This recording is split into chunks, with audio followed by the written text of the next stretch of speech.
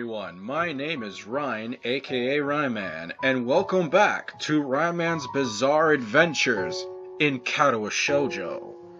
The last time we were here... What did we do last time? Right, there was a letter from our ex, and Yuko came along and helped us through it in some way. If it sounds like I'm talking weird, it's because I'm trying to stretch time while I set up my recorder. There we go. I now have some sense of awareness of how much time has passed. Okay. Before we get into this, I want to give a short little apology to the last episode and to my buddy Blaze if the volume on his part was too low. I still, if you can't tell by now, have no clue what I'm doing. Even though I've been doing this for more than half a year. Ooh, this bodes well for the rest of my career. The feeling of walking through the streets is one of very deep nostalgia. While Yomoko may be like a reverse of where I've lived in the past, the city at night is amazingly familiar. Yes, and if you listen closely, above the people chattering on the sidewalk and the cars passing by in the streets, you can hear the screams of Central Park as muggers have their way with their victims. My eyes are moving constantly from the bright electronic screens glowing high in the night sky, to the street lamps piercing the darkness with their light, to the busy men enjoying themselves after work and the busily talking couples on dates. Even if I didn't want to, I can't help soaking in every aspect of the city.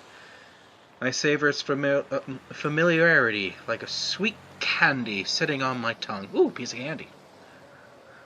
Okay, fun fact, you find candy on the ground in the city, do not eat it.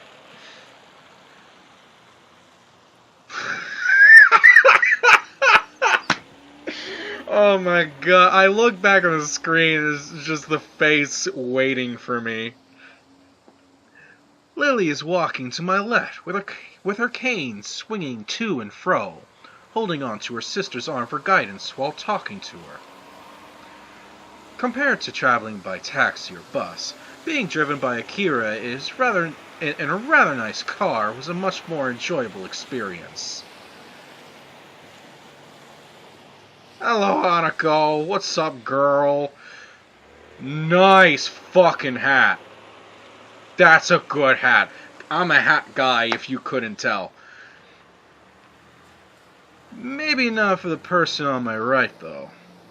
While Lily was used to her sister's driving style, even though I think it would have been much more entertaining if Lily drove us down here, and I quite like the bit of excitement, Hanako was holding very tightly to the door for most of the trip. That actually reminds me a lot of my mom. She is not a fan of driving. No matter who is driving, she's holding on to the door for dear life. Everything looks so pretty at night. Hanako quickly looks around yet again as she accidentally catches someone's gaze. Yes, it does. My answer isn't very thoughtful, since I'm distracted by so many thoughts that I find it hard to keep up on the small talk. One of those distractions, aside from the city sights, is Hanako's looks. This is the first time I've seen her in something other than her school uniform or her pajamas.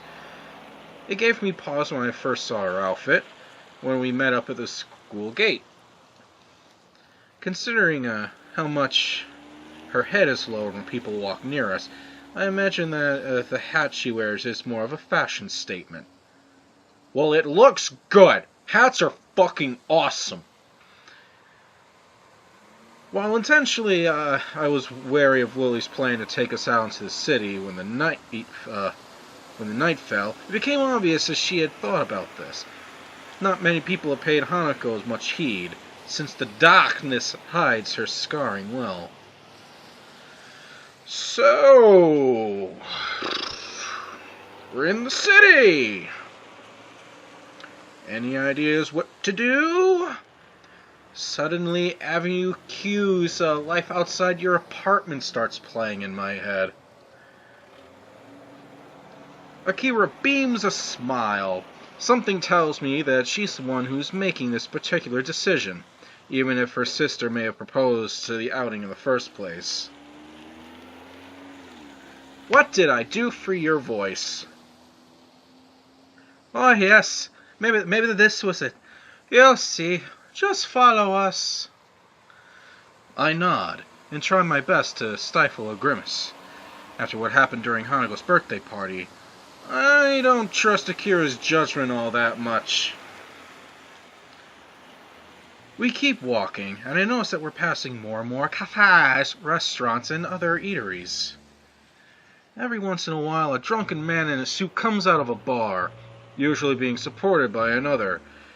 But, Don, what are you doing here? But for the most part, the customers around this part of the city look young and fashionable. Is that smooth jazz? Different kinds of music come and go as we pass each business. The discord created by the overlap should be grating, but it reminds me so strongly of the times I spent in the city with my old friends that I don't mind. Hanako and I started to drift a little apart from Lily and Akira. That comes to a stop when I hear a soft thud behind me. Whoa, whoa! Sorry. By the time she rights herself from her apologetic bow, the middle-aged businessman she bumped into is walking away after mumbling a half-hearted apology. Fuck. Hanako looks a little put off by the experience, and she quickly skips ahead to match my pace. I notice her head hanging low once more. She probably bumped into him because she was looking downwards and not where she was going. She needs to practice that. I've gotten pretty good at knowing where I'm going as I stare down at my own feet. I do that because I don't like making eye contact with people. I know where I have to go. Fuck off if you want to start up a conversation with me. You make eye contact with me? That's a sign of aggression, and we might have a fight. I step to the side a little and put one hand on her far shoulder, drawing her closer. Hanako, get in here! Sao? It's okay. You can walk closer to me if you want. Hanako hesitates, but eventually nods in assent.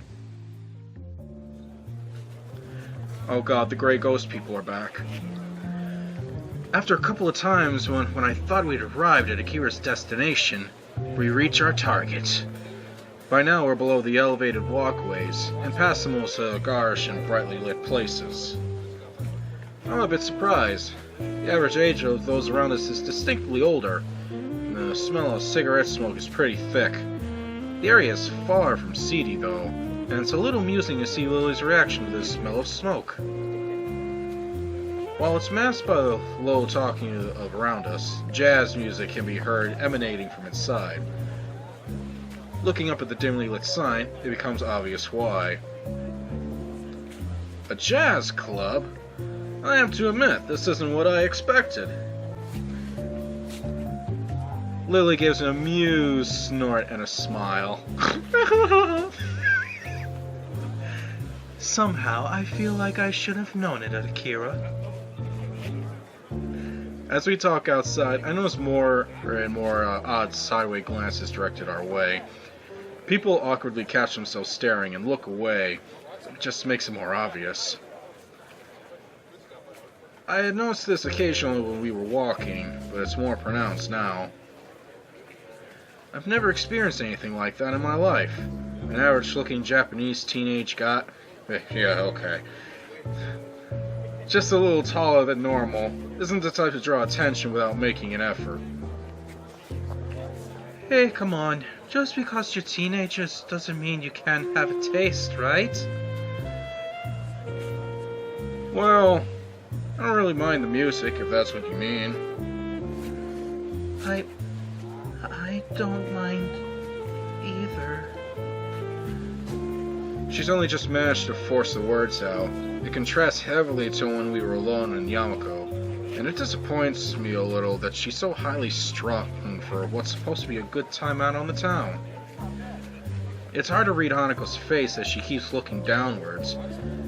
It's little wonder if she doesn't often come out into the city because of this, and it makes me a little thankful that my own scarring is easily hidden.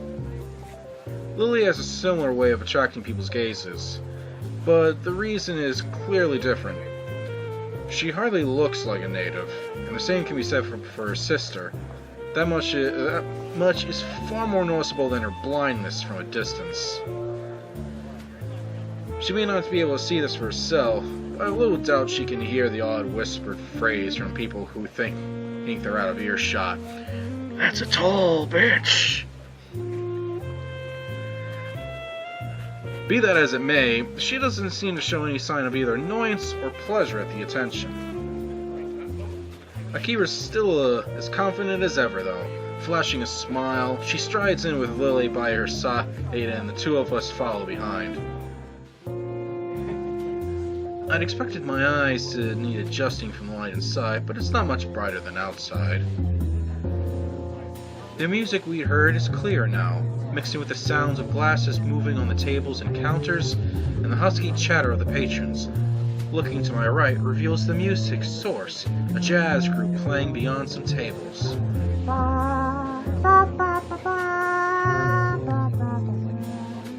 The patrons seem to be mostly men, and though there's a handful of women, nobody looks under 30. Aside from us, of course. It feels a little like we've stepped into the 1920s, and the atmosphere is quite agreeable. I'm not completely comfortable simply because of my age, but were I older, I would probably feel quite at home. Hanako seems a bit more relaxed now, probably due to nobody looking at her. Everybody's talking between themselves, drinking, or watching the band. Akira sits and parts the sea of gray ghosts. Casually takes a seat at the counter without even glancing around. She's probably come here before. Lily retracts her cane, feeling up the bar stool on the edge of the counter before taking a seat beside her sister. The bartender takes a brief break from polishing a glass to watch her, before putting it down and coming over. "Good evening, ladies. What'll it be?" I don't know what voice that's supposed to be. "Just a scotch, thanks. Lily?" Oh, okay, I don't need to fucking read, alright. The black suited elbow hits her side sharply. "Orange juice, please." "No problem. Coming right up." The bartender starts to pour their drinks. A couple of seconds pass before Akira suddenly remembers that Hanako and I are indeed here, and she turns around to us. "You two want anything? Or are you just gonna stand there?" Hanako seems to be getting a bit restless. No matter where we're going to seat ourselves, there's going to be people right next to her, and I don't think she looks convincingly older than 20, unlike Lily. Looking around, there's a games section to our right. A couple of billiard tables can be seen in the corner, and nobody's using them either. I glance to Hanako, about to ask if she'd like to play, but she's already looking longingly in the same direction. Maybe it says something that we can get by with so few words nowadays.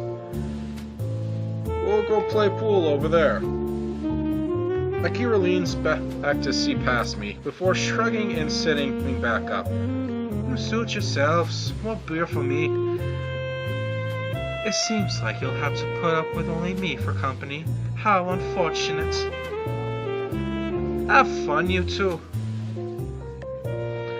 We turn and set off for the abandoned corner, with Hanako taking the lead. The prospect of a nice, quiet game away from everyone makes her walk noticeably faster.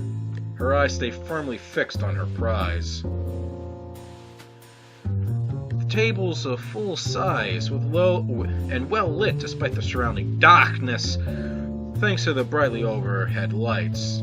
A huge painting of something covers the wall.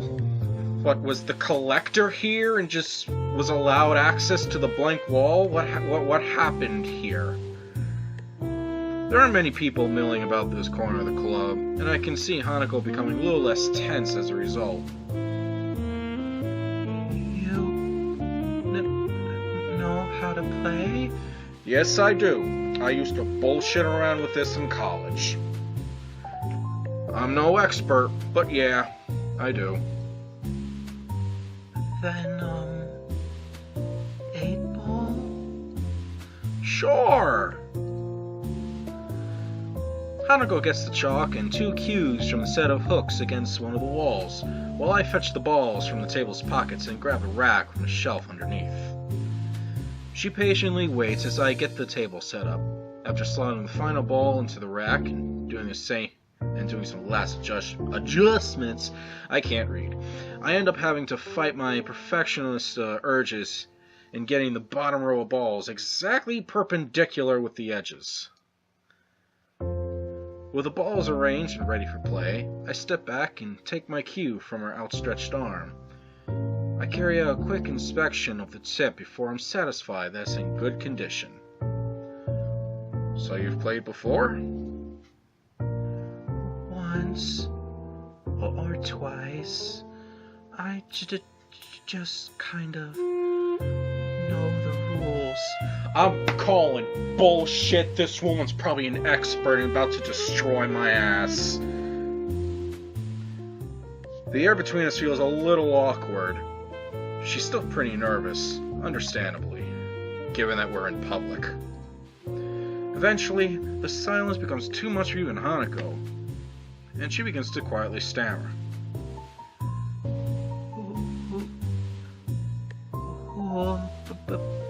Break. I think for a moment before reaching into my pocket and drawing a coin. I'll take heads. Your tails. After a nod of agreement from Hanako, I flick the coin in the air, catch it, and flip it over in the back of my left hand. Looks like it's you who gets to break. Oh, new artwork, yay! Loving the hat! Goddamn! Hanako nods again before taking up her position at the end of the table.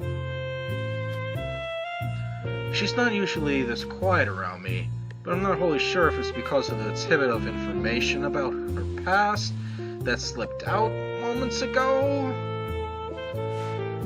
Oh god, I went white and now everyone's gone. Oh, alright. The cue comes back in a practice gesture before smacking dead in the center of the cue ball with a thud. The white ball skates across a smooth green expanse before smashing into the carefully arranged balls at the other end. And he is about to talk us through every single possible movement in a game of pool. Yes, he is. Oh, God, himself. Really, my dude. Balls skitter across the table at high speed like crack addicts at midnight in a back alley. The break was good, with the balls being nicely distributed around the table. My eyes are already flickering from one another to pick out the easiest candidates to pocket. Hanako retreats from the side, and I take my shots.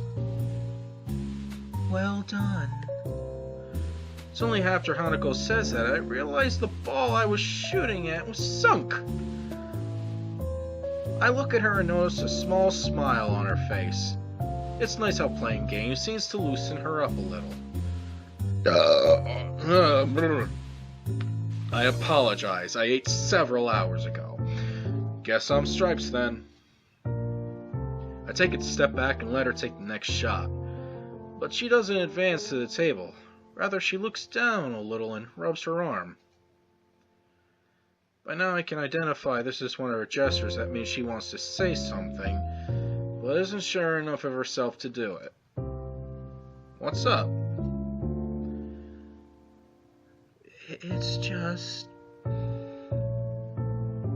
you had a nice smile. Do you like playing this? I sigh and lean back against the table. Oh, I just cracked my back a little. Oh, that actually felt nice. I like playing, yeah. I think I was smiling because it's really nostalgic, though. Hanako tilts her head quizzically. Me and my friends used to play pool in the game centers near where I live pretty often. And at night, too. Wouldn't your parents... My parents both worked, so they didn't mind me being not being in the house. I stayed on top of my schoolwork pretty easily as well, so there was plenty of time to do other stuff at night.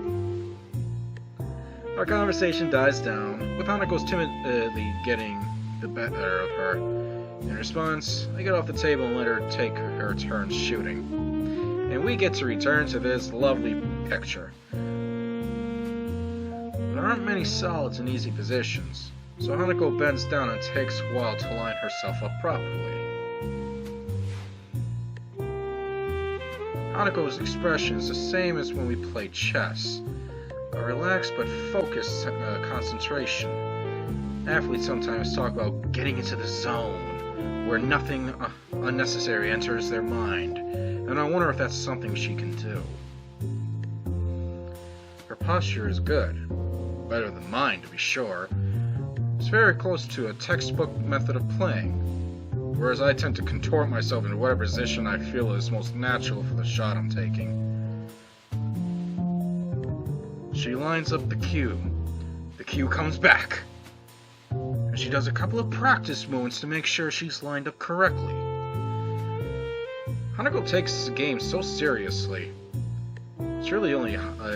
It's the only real hobby I know she has, outside of reading. It feels good to be able to share this kind of experience with her. She takes this shot after careful consideration, and the cue ball zooms towards the ball sitting at a slightly awkward angle near a corner. Hanako's careful preparation pays off as the cue ball hits and sends the ball rolling towards the center corner pocket. For a moment, it looks like it'll just stop on the lip of the hole, but eventually tilts just enough to drop in. Man, that was a hard shot. If you can pull that off, I don't think I have much hope. I'm not that good. It's not just a shot, though. Even when lining it up, you looked really serious. You like this with chess, too. Aren't we all competitive? I know I am. I will turn any kind of competition into a life or death matter. The praise makes her a little flustered. She sets the cue against the table and stands, turning to me. I just like those kinds of things. Her fingers are twisting and turning tightly. When I was in the orphanage, I just kept doing the things I liked before. If I played games with the others, that was enough for the helpers there, so... Wow. I never thought about it that way. Staff in an orphanage would naturally want to have everyone socialize, at least a little. If it's okay for me to ask, what was it like for you at the orphanage? Was it like that musical Annie? Because then I can imagine if it was living hell. Do I have the right one? I don't know musicals, really. Why do you want to know? Because I'm trying to get to know you better, Hanako. That's why people have conversations with one another. I've touched a nerve. But the fact that she's responded at all shows that there's at least a chance she'll answer my question. Before, she'll likely have just shrunk away from it without a word. I'll tell you, but... But... Could you tell me who it was? Nako is? Of course she would probably find out. Of course she would fucking find out. She's got her assassin's ties to know who everyone is at any given time. She's probably already killed her. Iwanako is fucking dead at this point in the story. Iwanako. Oh. The letter. Unless I told her at some point earlier, I fucking don't even remember what I ate for breakfast this morning, let alone what happened in a previous part in this playthrough. Oy vey. Anyway, I wonder how long she's been waiting for the right opportunity to ask me this. I'm surprised, but don't hesitate. Sharing information is naturally a matter of give and take. Unless it's an interrogation. Then it's a one-way street. Don't quote me on that. She's someone that I used to know. That's when I just break out into song. Her nervousness subsided, at least for the time it took to ask. Her curiosity is getting the better of her, and I feel a bit uncomfortable to be questioned on this, of all matters. There's no way I could spill out all my feelings about Iwanako here. I don't even know myself what my feelings regarding her are. Even after talking to Yuko earlier, and I want to avoid the subject around Hanako. Hanako doesn't look...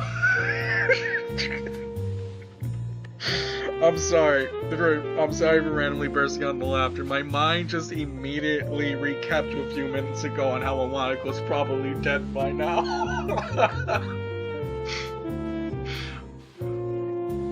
Okay, official canon is that Iwanako's already dead. Now if I could just move on without thinking back to it and laughing. Hanako doesn't look overly satisfied with the awkward ending to the discussion, but thinks better at continuing it. Oh boy. Come on, melatonin, don't kick in now. She was only just managing to ask me in the first place, without knowing that I wouldn't want to talk about it. I moved to finally take my shot. The lack of talk between us is filled by the chat of the other patrons and the bar at the other end of the club. Spying a shot that doesn't look too difficult, I try and shoot for it.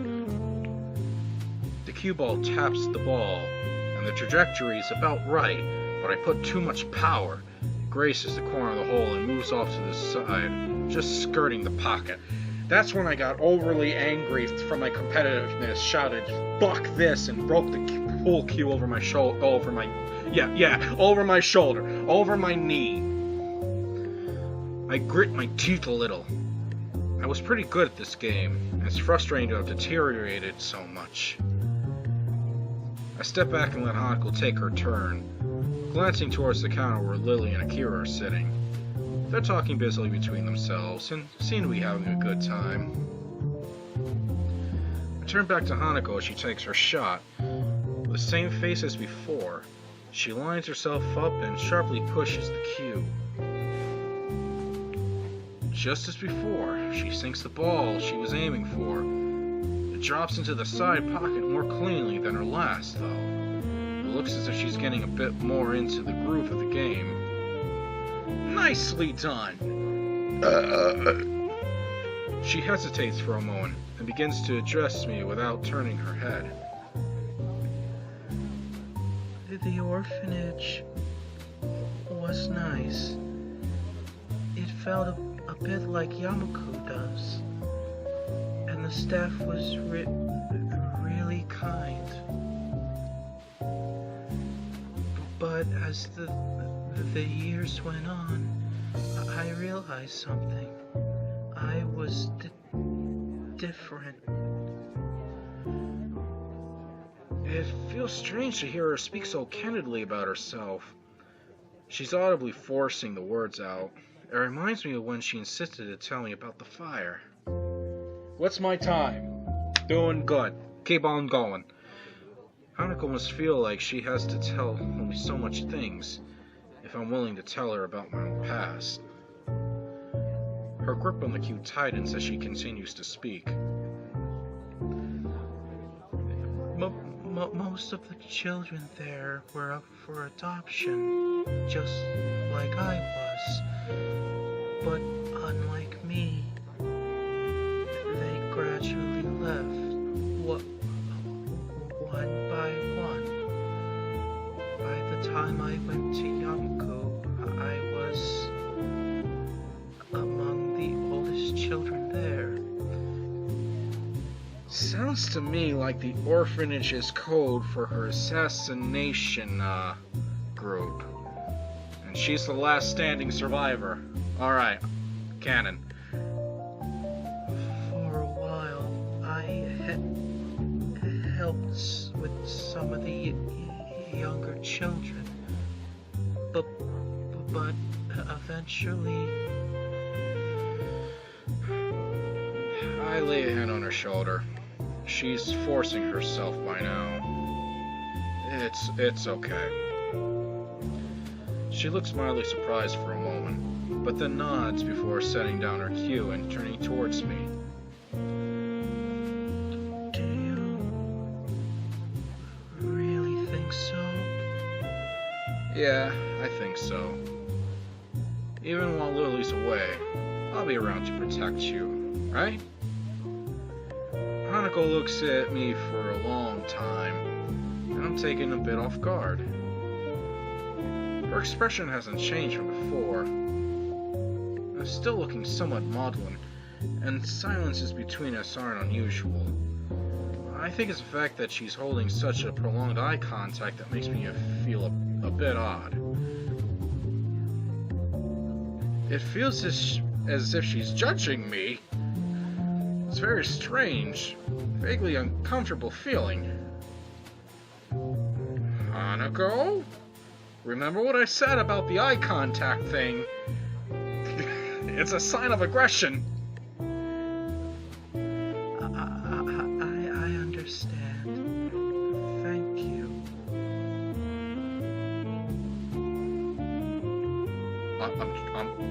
I'm trying to piece together if she meant what Hisao said or what I said. Is she talking to the stand or the stand user?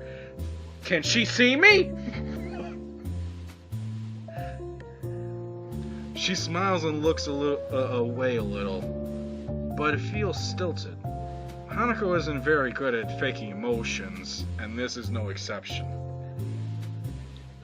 I move to the table and take my turn to try and distract myself, but it doesn't seem to work. Does she think I'm not up to the task of helping her? Is she disappointed in me? I don't need these emotions. I'm probably overthinking this. I overthink everything. While her silences are just an accepted fact of life by now, sometimes I do wish she'd speak more. With a thud, I send the white sphere careering down the table into my target. Hanako sees what's happening just as I do. The ball hits hard, with a straight ball that I intended to sink veering off towards the 8-ball. Oh no. Oh boy. Sure enough, as both Hanako and I look on and bite our lips, they connect and the black ball rolls leisurely into the corner pocket.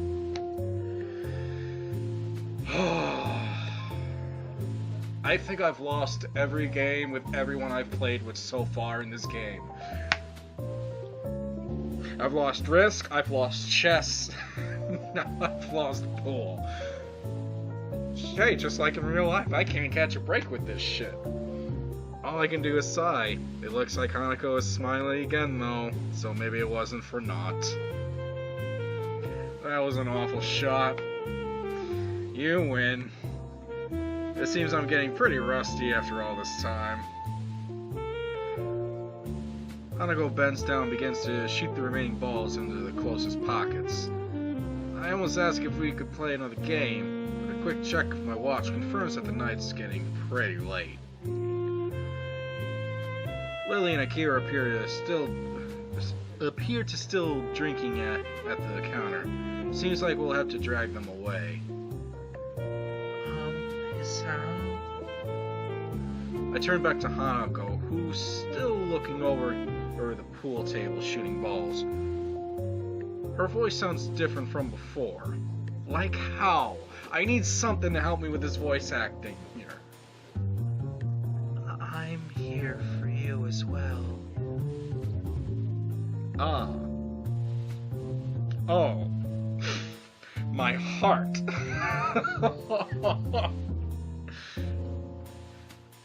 I suddenly find myself blushing.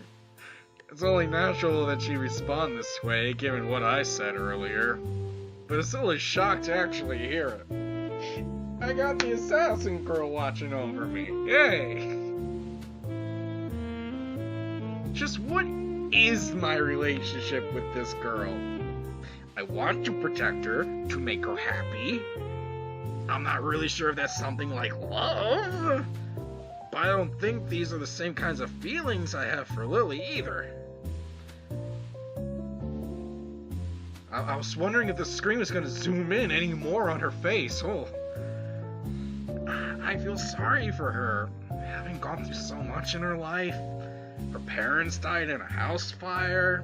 She lived in an orphanage for much of her childhood. She's most likely killed a lot of people through her job.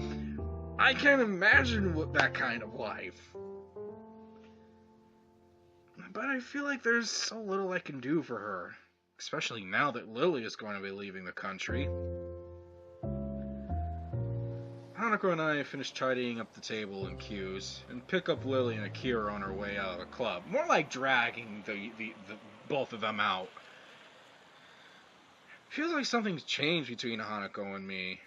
I can't quite place what it is, but Hanako is acting differently now.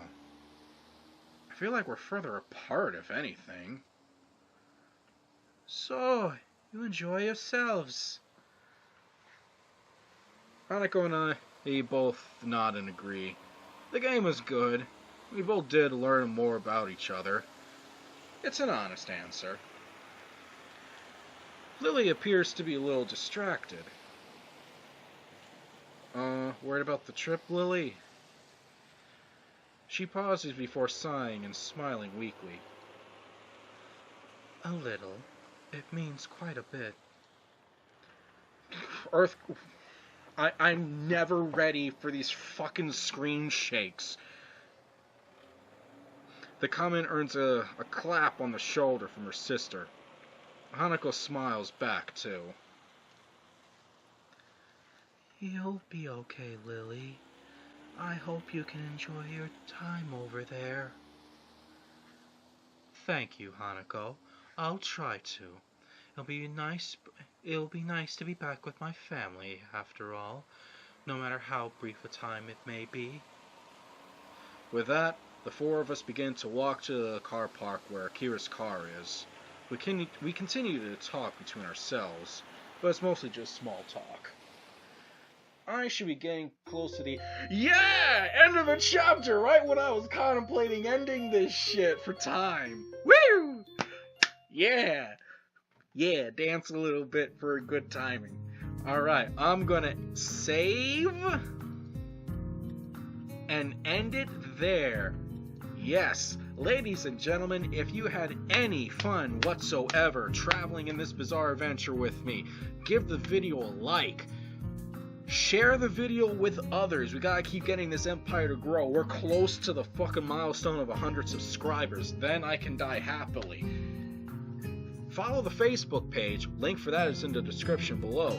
On the Facebook page, I like to post news, shenanigans, and any other little bullshit I come across, or any whatever I like to share. I don't know. As always, I want you guys to stay awesome out there. Bye-bye. Oh, what is the beginning of the end? That's the scene we're in now. Oh, we're getting close to the end game. All hands on deck for this shit, people. Whoa! Play us out with that smooth jazz.